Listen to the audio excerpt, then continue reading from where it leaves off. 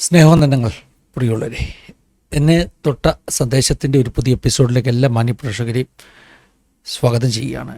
ഒരു ശവസംസ്കാര ശുശ്രൂഷ കഴിഞ്ഞ് വന്നതേ ഉള്ളൂ. ഞങ്ങൾക്കൊക്കെ വളരെ പ്രിയപ്പെട്ട, ഞങ്ങളൊക്കെ വസായിലെ വത്സമ്മ ആൻറ്റി എന്ന് വിളിക്കുന്ന പ്രിയ വത്സമ്മ ആൻറ്റിയുടെ ഫ്യൂണറൽ കഴിഞ്ഞ് ജസ്റ്റ് തിരിച്ചെത്തി. ഒരു ചെറിയ വീഡിയോ വത്സമ്മ ആൻറ്റിയെക്കുറിച്ച് ചെയ്യണമെന്ന് നേരത്തെ തന്നെ ആഗ്രഹിച്ചതാണ്. വിമൻ ഫോർ ജീസസിൻ്റെയൊക്കെ ആരംഭകാലത്ത് വത്സമ്മ ആൻറ്റി ഞങ്ങൾക്കൊരു സാക്ഷ്യം വന്ന് പറയണമെന്ന് ഞാൻ ആൻറ്റിയോട് സംസാരിച്ചിരുന്നു. എന്നാൽ പിന്നത്തേതിൽ പല തിരക്കുകൾ കൊണ്ട്, അതുപോലെ തന്നെ കോവിഡിനൊക്കെ ശേഷം ആൻറ്റിക്കുണ്ടായ ഒരു ശ്വാസകോശ സംബന്ധമാകുന്ന പ്രതിസന്ധികൾ കൊണ്ട്, ആൻറ്റിയുടെ ആരോഗ്യസ്ഥിതി കൊണ്ടൊക്കെ നമുക്ക് അങ്ങനൊരു റെക്കോർഡിങ് കഴിഞ്ഞില്ല. ഞാൻ പലപ്പോഴും നമ്മുടെ പാഠഭേദങ്ങളിൽ പറഞ്ഞിട്ടുണ്ട്, മരണം ക്ഷണിക്കാതെ വരുന്ന അതിഥിയെപ്പോലെ ഏത് നിമിഷവും കടന്നു വരും. പറയാതെ പോയ അങ്ങനെയുള്ള ഒത്തിരി സാക്ഷ്യങ്ങൾ നമുക്ക് മുൻപും ഉണ്ടായിട്ടുണ്ട്. എന്നാൽ വത്സമ്മ ആൻറ്റിയുടെ ഫ്യൂണറലിൻ്റെ ദിവസം ഇന്ന് തന്നെ എൻ്റെ ജീവിതത്തിൽ ആൻറ്റിയുടെ ഒരു മധ്യസ്ഥ പ്രാർത്ഥന എങ്ങനെ എൻ്റെ ആയുസ്സിനെ നീട്ടി എന്നുള്ളതാണ് ആരംഭത്തിൽ ഞാൻ പറയുവാൻ ആഗ്രഹിക്കുന്നത്. അതായത് 2008 or 2009 ആണെന്ന് തോന്നുന്നു, ഞാൻ ഒരു പർട്ടിക്കുലർ ദിവസം എൻ്റെ ഹൃദയത്തിൽ വലിയ ഒരു ടെൻഷൻ അനുഭവിച്ച ദിവസം. ഇന്ന് എൻ്റെ ജീവിതത്തിൻ്റെ അവസാനമാണ് എന്ന് എൻ്റെ ഉള്ളിൽ ആരോ സംസാരിക്കുന്നത് പോലെ ഒരു ശബ്ദം.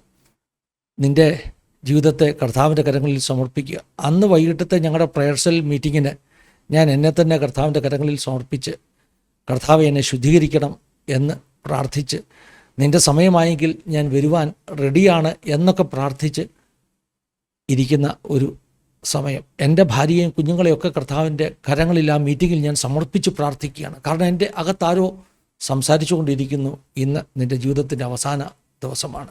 ഏറ്റവും രസകരമായ സംഗതി, അതിനൊരു 5-6 മാസങ്ങൾക്ക് മുമ്പ് തന്നെ ആ ഡേറ്റിനെക്കുറിച്ച് പരിശുദ്ധാത്മാവ് എന്നെ ഓർമ്മപ്പെടുത്തിയിരുന്നു. ആ പർട്ടിക്കുലർ ഡേറ്റിന് വേണ്ടി പ്രാർത്ഥിച്ചുകൊണ്ടിരിക്കണം. ഈ 2 കാരണങ്ങൾ കൊണ്ട് എന്തോ സംഭവിക്കാൻ പോകുന്നു എന്നുള്ള ഒരു വലിയ ചിന്ത എൻ്റെ മനസ്സിൽ ഉള്ള ആ ദിവസം, അന്നത്തെ രാത്രിയിലത്തെ പ്രയർ സെല്ലിനെ ആൻറ്റി അസാധാരണമായ ഒരു പ്രാർത്ഥന പ്രാർത്ഥിച്ചു. അത് ബുദ്ധിയിൽ നിന്നുള്ള പ്രാർത്ഥനയല്ല, പരിശുദ്ധാത്മാവിൽ ഉള്ള മധ്യസ്ഥതയുടെ പ്രാർത്ഥന. വ്യത്യസ്ത അനുഭവമാണ്. ബുദ്ധിക്ക് ഒതുങ്ങാത്ത, നിരക്കാത്ത ഒരു പ്രാർത്ഥന. ആൻറ്റി വ്യത്യസ്തമാകുന്ന പദങ്ങൾ ഉപയോഗിച്ചാണ് പ്രാർത്ഥിച്ചത്. കാരണം അത് പരിശുദ്ധാത്മാവിലുള്ള ഒരു മധ്യസ്ഥ പ്രാർത്ഥനയുടെ അനുഭവമായിരുന്നു. സാധാരണ പ്രാർത്ഥനകളിൽ ഉപയോഗിക്കാത്ത ചില വാക്കുകൾ ഉപയോഗിച്ച് ആൻറ്റി ആത്മാവിൽ എനിക്ക് വേണ്ടി പ്രാർത്ഥിച്ചു. സാധാരണയായിട്ട് ആളുകൾ ദൈവദാസന്മാർക്ക് വേണ്ടിയൊക്കെ പ്രാർത്ഥിക്കുമ്പോൾ, കർത്താവെ ഞങ്ങളുടെ പാസ്റ്റർക്ക് ആയുസ്സും ആരോഗ്യമൊക്കെ നൽകണമേ എന്ന് പറഞ്ഞ് പ്രാർത്ഥിക്കും. പക്ഷെ അന്ന് ആൻറ്റി അങ്ങനെയല്ല പ്രാർത്ഥിച്ചത്. ആൻറ്റി പറയുകയാണ്, കർത്താവെ ഞങ്ങളുടെ പാസ്റ്ററിൻ്റെ ആയുസിനെ നീ നീട്ടിക്കൊടുക്കണമേ. ആ പ്രാർത്ഥന കേൾക്കുമ്പോൾ ആ വാക്കുകൾ വലിയ ഒരു വിടുതൽ പോലെ എൻ്റെ ഹൃദയത്തിലേക്ക് വീഴുകയാണ്. അപ്പോൾ എൻ്റെ ഉള്ളിൽ നടക്കുന്ന കോൺവെർസേഷൻ എന്താണ്? ഇന്ന് നിൻ്റെ ജീവിതത്തിൻ്റെ അവസാന ദിവസമാണ്. എൻ്റെ അകത്ത് ആ ശബ്ദം ഞാൻ കേട്ടുകൊണ്ടിരിക്കുകയാണ്. അപ്പോൾ ആൻറ്റി പ്രാർത്ഥിക്കുകയാണ്, കർത്താവെ ഞങ്ങളുടെ പാസ്റ്ററിൻ്റെ ആയുസിനെ നീ നീട്ടിക്കൊടുക്കണമേ, ആയുസിനെ നീട്ടിക്കൊടുക്കണമേ, ആയുസ്സും ആരോഗ്യം കൊടുക്കണമേ എന്നല്ല. പ്രിയമുള്ള ദൈവക്കളെ, എന്തായാലും ആ മീറ്റിങ്ങൊക്കെ കഴിഞ്ഞു. ഞങ്ങളുടെ മടക്ക യാത്രയിൽ എൻ്റെ മനസ്സ് മുഴുവൻ അതേ ചോദ്യം, കർത്താവേ എന്തായിരുന്നു ഇതിൻ്റെയൊക്കെ അർത്ഥം? 6-7 മാസം ഈ തീയതിക്ക് വേണ്ടി ഞാൻ പ്രാർത്ഥിച്ചുകൊണ്ടിരിക്കുകയാണ്. ഇന്നത്തെ മീറ്റിങ്ങിന് എൻ്റെ മനസ്സ് മുഴുവൻ അങ്ങനെയുള്ള ചിന്തകൾ വരുന്നു. മാത്രമല്ല, ആൻറ്റി പ്രാർത്ഥിച്ചത് അങ്ങനെ, എനിക്കൊരു അടയാളം തരണം, ഇത് സംഭവിക്കേണ്ട എന്തോ ഒരു അനുഭവമായിരുന്നു, നീ എന്നെ വിടുവിച്ചെന്ന് ഞാൻ വിശ്വസിക്കുക. ദൈവമക്കളെ, ഇത് പ്രാർത്ഥിച്ച് 1 മിനിറ്റിനകം ഞങ്ങൾ വലിയ പൊട്ടൻഷ്യലായിട്ടുള്ള ഒരു ആക്സിഡൻറ്റിൽ നിന്ന് വിടുവിക്കപ്പെട്ടു. ഏറ്റവും ചുരുക്കി പറഞ്ഞാൽ, ഞങ്ങളൊരു ഓട്ടോറിക്ഷ പിടിച്ചു പോകുമ്പോൾ, ബോംബെയിലൊക്കെ 1 വേ ആണല്ലോ, അതായത് ഡിവൈഡർ ഉണ്ടല്ലോ, ഓപ്പോസിറ്റ് വണ്ടി വരികയില്ല. പക്ഷേ ഞങ്ങൾ ഇരുന്ന ഓട്ടോറിക്ഷയ്ക്ക് നേരെ ഭ്രാന്ത് പിടിച്ചതുപോലെ ഒരു സ്കോർപ്പിയോ ഓടിച്ചു വരികയാണ്. ഞങ്ങളുടെ ഓട്ടോറിക്ഷ ഡ്രൈവർ എന്ത് ചെയ്യണമെന്നറിയാതെ പകച്ചു നിൽക്കുകയാണ്. നിമിഷങ്ങൾ, സെക്കൻഡുകൾക്കുള്ളിൽ ഞങ്ങളെല്ലാവരും ഒന്നിച്ച് സ്കോർപ്പിയോ ഇടിച്ച് തീരും എന്ന അവസ്ഥയിൽ അത്ഭുതകരമായ വിടുതൽ. ഈ സ്കോർപിയോ എടുത്ത് മാറ്റി വെച്ചതുപോലെ റോഡിൻ്റെ സൈഡിലേക്ക് പെട്ടെന്ന് മാറിപ്പോകുന്ന കാഴ്ചയാണ് ഞങ്ങൾ കാണുന്നത്. ഞങ്ങളുടെ ഓട്ടോ ഓടിച്ച ഡ്രൈവർക്ക് കുറേ നേരത്തേക്ക് അയാൾക്ക് സ്ഥലകാലബോധം നഷ്ടപ്പെട്ടു. അയാൾ വിറയ്ക്കുകയാണ്. അയാൾ ഭയന്നുപോയി. അയാൾക്ക് വണ്ടി ഓടിക്കാൻ അല്പ സെക്കൻഡിലേക്ക് കഴിഞ്ഞില്ല. എനിക്കൊരു കാര്യം മനസ്സിലായി. ദൈവം മുൻപിൽ കാണിച്ചു തന്നു. ഇതിങ്ങനെയല്ലായിരുന്നു സംഭവിക്കേണ്ടത്. എല്ലാവരും ഒന്നിച്ച് തീരേണ്ടതായിരുന്നു. പക്ഷേ ഒരു ആൻറ്റിയുടെ പ്രാർത്ഥന, അത് സാധാരണ പ്രാർത്ഥന, ബുദ്ധിയിൽ നിന്നുള്ള പ്രാർത്ഥനയല്ല, ആത്മാവിൽ നിന്നുള്ള പ്രാർത്ഥനയാണ്. കർത്താവേ, ഞങ്ങളുടെ പാസ്റ്ററുടെ ആയുസ്സിനെ നീ നീട്ടിക്കൊടുക്കണമേ. ഇതാണ് ഈ റോമാലേഖനത്തിലൊക്കെ പറയുന്നത്. വേണ്ടുവണ്ണം പ്രാർത്ഥിക്കേണ്ടത് എങ്ങനെയെന്ന് നമുക്കറിയില്ല, പരിശുദ്ധാത്മാവ് നമ്മെ സഹായിക്കുമെന്ന്. ആൻറ്റി ആത്മാവിൽ പ്രാർത്ഥിച്ചതാണ്. ഇന്ന് എന്താണെങ്കിലും ആൻറ്റിയുടെ ഫ്യൂണറലിന് ശേഷം വന്ന് ഈ സാക്ഷ്യം ഒന്ന് പറഞ്ഞില്ലെങ്കിൽ എനിക്ക് വലിയ വിഷമമാണ്. അതുകൊണ്ട് ആസാദിയുടെ പ്രേക്ഷകരോട് ഇതങ്ങ് പറഞ്ഞു തുടങ്ങി. എന്നെ തൊട്ട സന്ദേശം എന്നുള്ളതാണ് നമ്മുടെ ഈ പ്രോഗ്രാം. ഞാൻ ഇനിയും പറയാൻ പോകുന്ന കാര്യം എന്നെ തൊട്ട സന്ദേശവും ഇതിനോടൊക്കെ യോജിച്ച് നിൽക്കുന്ന ഒരനുഭവമാണ്. മറ്റൊന്നുമല്ല, ചിക്കു കുര്യാക്കോസിൻ്റെ ഒരു സന്ദേശമാണ് ഞാൻ ഇന്ന് നിങ്ങളുടെ മുമ്പിൽ വെക്കുന്നത്. കഴിഞ്ഞ ദിവസം ചിക്കു കുര്യാക്കോസിൻ്റെ പപ്പായും മമ്മിയും നമുക്ക് വന്ന് സാക്ഷ്യം പറഞ്ഞു. നമുക്കറിയാമല്ലോ, നമ്മളൊക്കെ അകാലത്തിൽ പൊലിഞ്ഞുപോയി എന്ന് പറയാം. അങ്ങനെ പറയുന്ന ഒരു ദൈവദാസനാണ് ചിക്കു കുര്യാക്കോസ്. ചെറിയ പ്രായത്തിൽ ശുശ്രൂഷ തികച്ച് നിത്യതയിലേക്ക് ചേർക്കപ്പെട്ടു. ഞാൻ പറഞ്ഞല്ലോ, മരണം എപ്പം വരുമെന്ന് നമുക്കറിയില്ല. അതാണ് ഞാൻ പറഞ്ഞത്. മുമ്പേ പറഞ്ഞ കാര്യമായി ബന്ധമുള്ള ഒരു സാക്ഷ്യാനുഭവം, ഒരു വ്യക്തിയുടെ അനുഭവമാണ് ഞാൻ എന്നെ തൊട്ട സന്ദേശമായി നിങ്ങളുടെ മുമ്പിൽ വെക്കുന്നത്. ചിക്കു കുര്യാക്കോസും ഈ പറഞ്ഞതുപോലെ വളരെ വേഗത്തിൽ നിത്യതയിലേക്ക് പോയ ഒരു ദേവദാസനാണ്. വത്സമയ ആൻറ്റിക്ക് 69 വയസ്സുകളായിരുന്നു. ഇനിയും കുറേ വർഷങ്ങൾ കൂടെ ജീവിക്കുവാൻ കഴിയുമായിരുന്നു. മനുഷ്യൻ്റെ ആയുസ് 80 സംവത്സരം എന്നൊക്കെയല്ലേ ദൈവവചനം പറയുന്നത്. അപ്പോൾ ഞങ്ങളെപ്പോലുള്ളവരൊക്കെ സംബന്ധിച്ചിടത്തോളം ആൻറ്റിയും അല്പം നേരത്തെ പോയി എന്ന കൂട്ടത്തിലുള്ളതാണ്. ചിക്കു കുര്യാക്കോസ് അതിനൊക്കെ കുറേ നേരത്തെ ഈ ലോകം വിട്ടുപോയി. ഞാൻ പിന്നെയും പ്രേക്ഷകരോട് പറയുകയാണ്, മരണമൊരു യാഥാർത്ഥ്യമാണ്. നമ്മളൊക്കെ എപ്പം പോകും നമുക്കറിയില്ല. പക്ഷേ നമ്മുടെ നാൾ വഴികൾ, നമ്മുടെ ജീവിതം ഒരുക്കത്തോടും ക്രമീകരണത്തോടും കൂടെ നമ്മൾ ജീവിക്കണമെന്നതാണ് പറഞ്ഞു തരുവാനുള്ളത്. 33-ാം വയസ്സിൽ ഇന്ന് നീ മരിക്കുമെന്ന് എൻ്റെ ഉള്ളിൽ ആരോ എന്തോ ഒരു ശബ്ദം കേട്ടപ്പോൾ, കർത്താവ് നിൻ്റെ കരങ്ങളിലേക്ക് എന്നെ സമർപ്പിക്കുന്നു, എന്നെ ശുദ്ധീകരിക്കണം, നിൻ്റെ രാജ്യത്തിന് അവകാശിയാക്കണമെന്ന് ഞാൻ പ്രാർത്ഥിച്ച് സമർപ്പിച്ചതുപോലെ അനുദിനം ജീവിക്കണം എന്നാണ് എനിക്ക് പറയാനുള്ളത്. ചിക്കു കുര്യാക്കോസിൻ്റെ പപ്പായുടെയും മമ്മിയുടെയും സാക്ഷ്യം കഴിഞ്ഞ ദിവസം റെക്കോർഡ് ചെയ്ത ശേഷം എനിക്ക് തോന്നി ചിക്കു കുര്യാക്കോസിൻ്റെ ഏതെങ്കിലും ഒരു ടെസ്റ്റിമണിയുടെ ഒരു ഭാഗം കൂടെ അതിനോട് ആഡ് ചെയ്യണമെന്ന്. അതിനുവേണ്ടി അദ്ദേഹത്തിൻ്റെ മെസ്സേജസ് ഞാൻ സെർച്ച് ചെയ്യാൻ തുടങ്ങി. അങ്ങനെ സെർച്ച് ചെയ്ത കൂട്ടത്തിൽ അദ്ദേഹം പറഞ്ഞ ഒരു സന്ദേശം, ദ ബ്ലാങ്കറ്റ് ഓഫ് ലവ് എന്ന് പറഞ്ഞൊരു സന്ദേശമാണ് എനിക്കൊത്തിരി ആകർഷകമായി തോന്നിയത്, വലിയ അർത്ഥവ്യാപ്തിയുള്ളതായി തോന്നിയത്. ആ സന്ദേശം ഞാൻ പ്രേക്ഷകർക്ക് വേണ്ടി പങ്കുവെക്കുകയാണ്. അദ്ദേഹം പറയുന്നത് സ്നേഹിക്കുന്നതിനെക്കുറിച്ച്. പ്രത്യേകിച്ചും സ്നാനപ്പെട്ട് കയറി വരുമ്പോൾ നമ്മളൊക്കെ ഒരു ബെഡ്ഷീറ്റ് കൊണ്ട്, ഒരു പുതപ്പ് കൊണ്ട് സ്നാനപ്പെട്ട വ്യക്തിയെ സ്വീകരിക്കാറില്ലേ? അങ്ങനെ സ്വീകരിക്കുന്നത് തന്നെ ഒരു പദവിയായി കാണുന്ന ആളുകളുണ്ട്. എക്സാമ്പിൾ പറഞ്ഞാൽ, ഞങ്ങളുടെ ചർച്ചിലൊക്കെ സഹോദരിമാർ സ്നാനപ്പെട്ട് കയറി വരുമ്പോൾ ചിലപ്പം സഭയിലെ മുതിർന്ന സഹോദരിമാരായിരിക്കും അവരെ സ്വീകരിക്കുന്നത്. ചിലപ്പോൾ സാൻഡി, എൻ്റെ വൈഫായിരിക്കും അവരെ ഈ പുതപ്പ് കൊണ്ട് സ്വീകരിക്കുന്നത്. ചില സന്ദർഭങ്ങളിൽ സ്നാനപ്പെട്ട സഹോദരിയെ വിശ്വാസത്തിലേക്ക് നയിച്ച ആൾ ആ വ്യക്തിയുടെ കയ്യിൽ സാൻഡിയൊക്കെ പുതപ്പ് കൊടുത്തിട്ട് പറയും, ആൻറ്റി തന്നെ അല്ലെങ്കിൽ സിസ്റ്റർ തന്നെ ഈ സഹോദരിയെ വെള്ളത്തിൽ നിന്ന് സ്വീകരിച്ചാട്ട് അത് സിസ്റ്ററുടെ ഒരു പദവിയാണ്. കാരണം നിങ്ങളല്ലേ ക്രിസ്തുവിലേക്ക് ഈ വ്യക്തിയെ നടത്തിയത്. എനിക്കറിയത്തില്ല കേരളത്തിലൊക്കെ അങ്ങനെ ഉള്ള ചിന്തയുണ്ടോയെന്ന്. ഞങ്ങൾക്കൊരു സന്തോഷമാണ്. അതൊരു പദവിയായിട്ടാണ് കാണുന്നത്.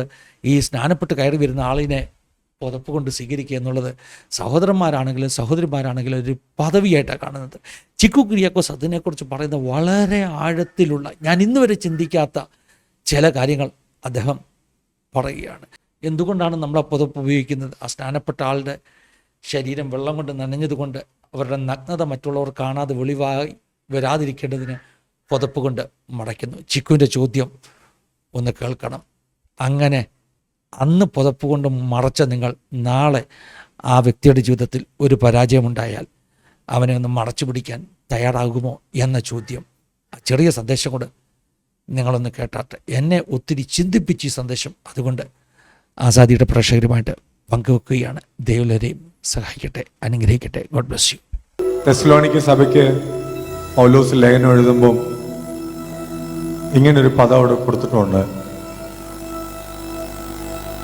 സ്നേഹത്തെക്കുറിച്ച് നിങ്ങളോട് എഴുതി അറിയിക്കേണ്ട ആവശ്യമില്ല. മക്കതോന്യക്കാരെയും കൂടെ നിങ്ങൾ സ്നേഹിച്ചുവല്ലോ. ആമേൻ. സ്നേഹത്തെക്കുറിച്ച് നിങ്ങളോട് എഴുതി അറിയിക്കേണ്ട ആവശ്യമില്ല. എന്തുകൊണ്ടാണെന്ന് ചോദിച്ചാൽ നിങ്ങളുടെ ഇടയിൽ സ്നേഹം.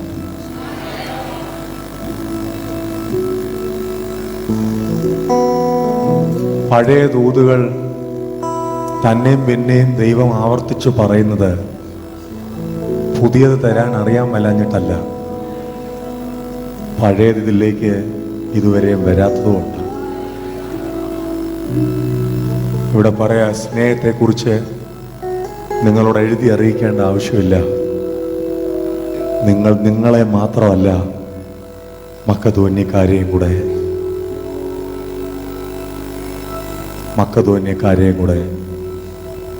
നിങ്ങൾ സ്നേഹിച്ചു.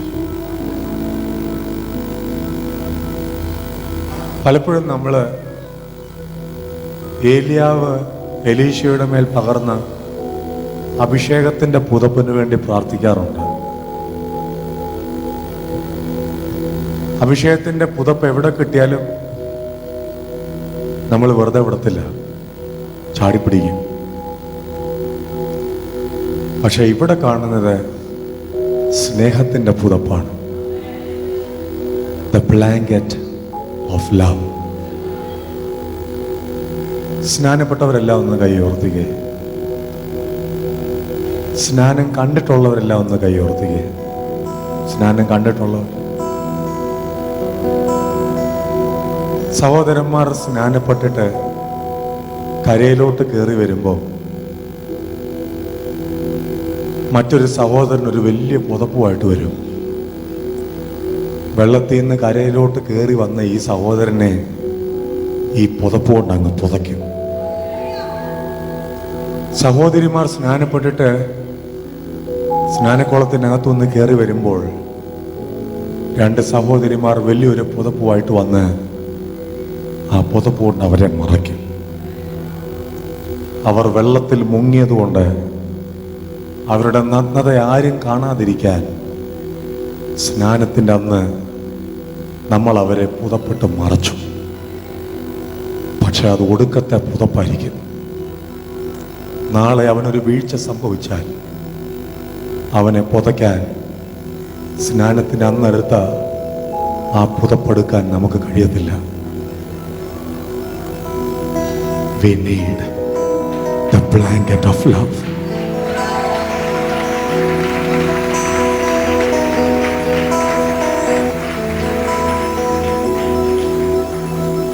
അവനൊരു വീഴ്ച സംഭവിച്ചാൽ, അവനൊരു താഴ്ച സംഭവിച്ചാൽ, സ്നാനത്തിന് അന്ന് അവനെ പുതയ്ക്കാൻ ആവേശം കാണിച്ച ഒറ്റ സഹോദരന്മാരും പുതപ്പെടുക്കത്തില്ല. അവക്കൊരു തെറ്റ് പറ്റിയാൽ, അവക്കൊരു താഴ്ച സംഭവിച്ചാൽ, സ്നാനത്തിന് അങ്ങ് പുതയ്ക്കാൻ പുതപ്പെടുത്തോണ്ട് ഓടി വന്ന ഒരു സഹോദരിമാരും അവളെ പുതയ്ക്കാൻ ആ പുതപ്പെടുക്കത്തില്ല. സ്നാനത്തിന്റെ അന്നത്തെ പുതപ്പ് ആർക്കാ വേണ്ടേ?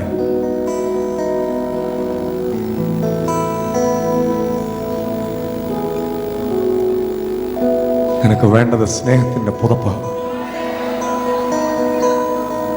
മുറിവേറ്റവരാരോ ഇതിനകത്ത് ഇരിപ്പുണ്ട്. നിന്നെ ഇപ്പോൾ ദൈവസ്നേഹത്തിന്റെ പുതപ്പ് കവർ ചെയ്യുന്നുണ്ട് ബ്രദറെ. നീ വീണു, ശരിയാ, പക്ഷെ കർത്താവ് നിന്നെ കവർ ചെയ്യുന്നുണ്ട്.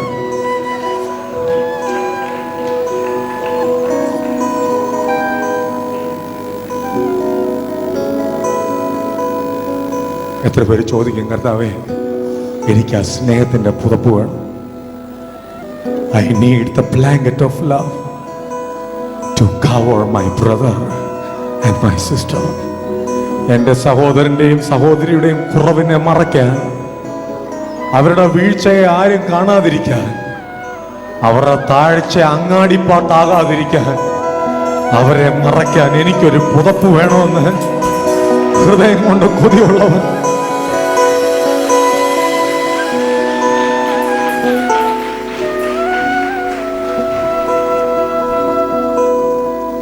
സ്നേഹത്തെക്കുറിച്ച് നിങ്ങളോട് എഴുതി അറിയിക്കേണ്ട ആവശ്യമില്ല. മക്കതോന്യക്കാരെയും കൂടെ സ്നേഹിക്കാൻ നിങ്ങൾ ശീലിച്ചു. We need the blanket of love. ആ കരങ്ങളെ സ്വർഗത്തിലേക്ക് ഉയർത്തി.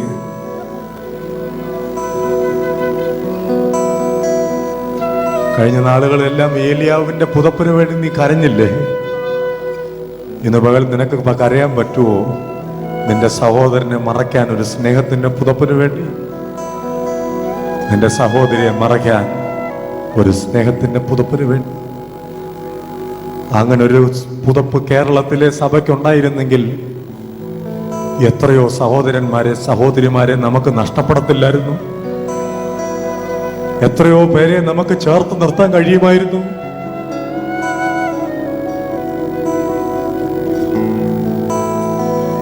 സ്നേഹമാ ദൈവമേ നീ എന്നിൽ അനുദിനവും വളരണമേ, ഞാനോ കുറയണമേ.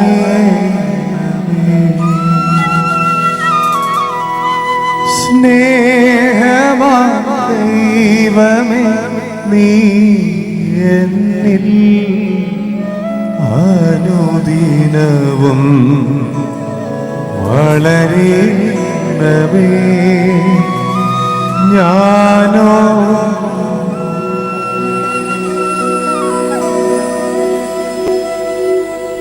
ചോദിച്ചേ, കർത്താവേ എനിക്ക് ആ സ്നേഹത്തിന്റെ പുതപ്പ് വേണം. എൻ്റെ ഹൃദയവും എൻ്റെ ആത്മാവും ദൈവസ്നേഹം കൊണ്ട് നിറയണം.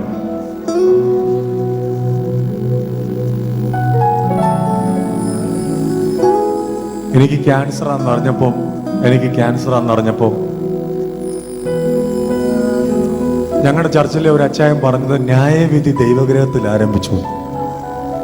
ന്യായവിധി ദൈവഗ്രഹത്തിൽ ആരംഭിച്ചു. എനിക്ക് ക്യാൻസർ വന്നപ്പം ഞങ്ങളുടെ സഹോദരങ്ങൾ പറഞ്ഞത് ഇത് ശാപമാണ്. അഭിപ്രായങ്ങൾ പലതും എന്നെ മുറിവേൽപ്പിച്ചു. ന്യായവിധി അന്ന് സഭയെ വിളിച്ചു പറയുമ്പോൾ എൻ്റെ അപ്പനും അമ്മയും പൊട്ടിക്കരയുന്നത് ഞാൻ കണ്ട് ഞാൻ ചർച്ചയിൽ നിന്ന് ഇറങ്ങിപ്പോയ വ്യക്തിയാണ്. സത്യമാണ് പറയുന്നത്. പാസ്റ്റർ മോന് ക്യാൻസർ വന്നപ്പം വിശ്വാസി പറഞ്ഞ അഭിപ്രായമാണ് ന്യായവിധിയാണ്. ഫയർ വിങ്സിന്റെ ക്യാമ്പിന് വന്ന ദൈവങ്ങളോട് പറയാം, ഇത്രയും നാളും പലതിനും അഭിപ്രായം പറയാൻ നിന്റെ വാ തുറന്നു, പക്ഷെ ഇന്നു മുതൽ അഭിപ്രായം പറയാൻ നിന്റെ വാ തുറക്കരുത്. പുതിയ നിയമം മുഴുവൻ ഞാൻ വായിച്ചു നോക്കിയപ്പോൾ വീഴവനെ കണ്ട അഭിപ്രായം പറയുന്ന യേശുവിനെ ഞാൻ ബൈബിളിൽ കണ്ടില്ല. മുറിവേറ്റവനെ കണ്ട അഭിപ്രായം പറയുന്ന കർത്താവിനെ ഞാൻ വചനത്തെ കണ്ടില്ല.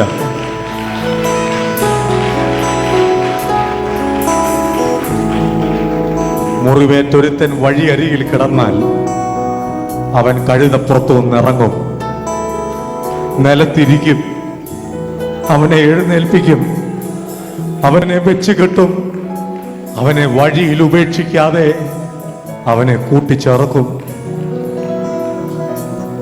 മുറിവേറ്റവനെ നോക്കി അഭിപ്രായം പറയാൻ നല്ല രസമാതേ മക്കളെ. പക്ഷെ എന്നെ നിന്നെ ദൈവം വിളിച്ചത് അഭിപ്രായം പറയാനല്ല, വീണവനെ കൈകൊടുത്ത് എഴുന്നേൽപ്പിക്കാൻ.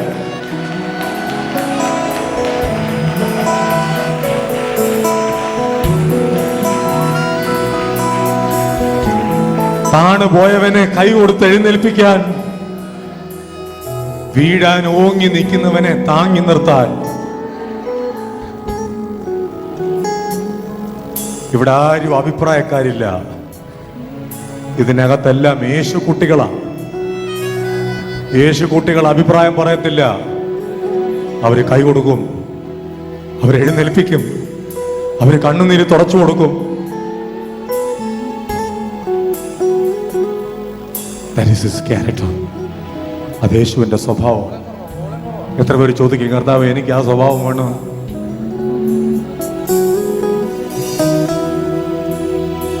ഒരു നിമിഷം ആ കണ്ണുകളെ മൂടി ഹൃദയം തുറന്ന്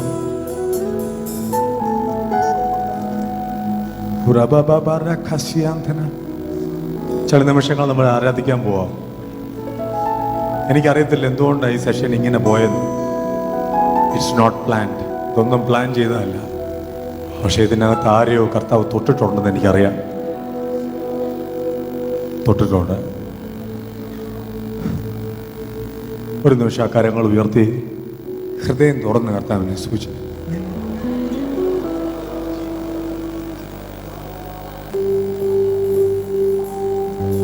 എല്ലാവരും വായി തുറന്ന് സൂചിച്ചാട്ട്. ആരും മൗനമായിട്ടിരിക്കരുത്.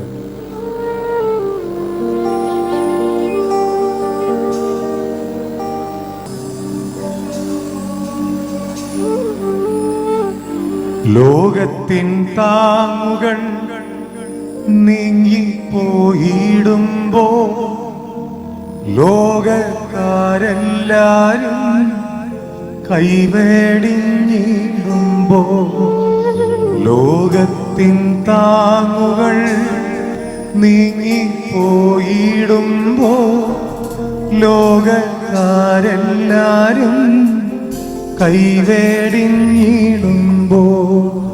സ്വന്ത സഹോദര തള്ളിക്കളയുമ്പോ യൗസേപ്പിൻ ദൈവമൻ കൂട്ടാളിയാണേ.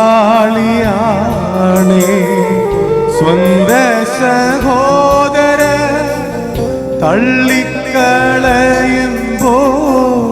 യൗസേപ്പിൻ ദൈവമൻ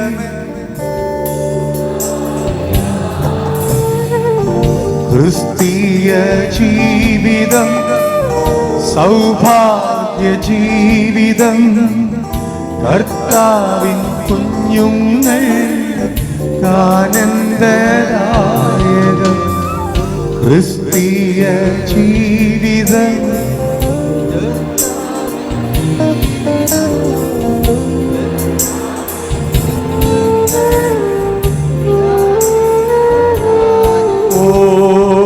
കഷ്ടങ്ങൾ വന്നാലും നഷ്ടങ്ങൾ വന്നാലും ക്രിസ്തേശു നായകൻ കൂട്ടാളിയാണേ. കഷ്ടങ്ങൾ വന്നാലും നഷ്ടങ്ങൾ വന്നാലും ക്രിസ്തേശു നായകൻ കൂട്ടാളിയാണേ. യേശു എന്റെ കൂട്ടാളിയായിട്ടുണ്ടെന്ന് ഉറപ്പുള്ള എത്ര പേരുണ്ട്? കഷ്ടങ്ങൾ വന്നാലും നഷ്ടങ്ങൾ വന്നാലും അവൻ എൻ്റെ കൂടെ നിൽക്കും. മനുഷ്യൻ ഇട്ടേച്ചു പോവും, പക്ഷെ യേശു കൂടെ നിൽക്കും. ഇത്ര നല്ല ഇടയൻ, ഉത്തമ സ്നേഹിതൻ, നിത്യനാം രാജാവൻ, എന്തിനീ ഭാരം? അടുത്തിരിക്കുന്ന ആളോട് ചോദിച്ചു, എന്തിനാ ഇത്ര ഭാരപ്പെടുന്നത്? എനിക്ക് ഭാരപ്പെടാനാണെങ്കിൽ അത് മാത്രമേ ഉള്ളൂ. എനിക്ക് ചിന്തിച്ചുകൊണ്ടും ഭാരപ്പെട്ടുകൊണ്ടും ഇരിക്കാനാണെങ്കിൽ അത് മാത്രമേ ഉള്ളൂ. പക്ഷെ എന്തിനീ ഭാരങ്ങൾ, എന്തിനീ വ്യാകുലം, കർത്താവിൻ കുഞ്ഞുങ്ങൾ ചിരിച്ചോണ്ട് പാടിക്കേ.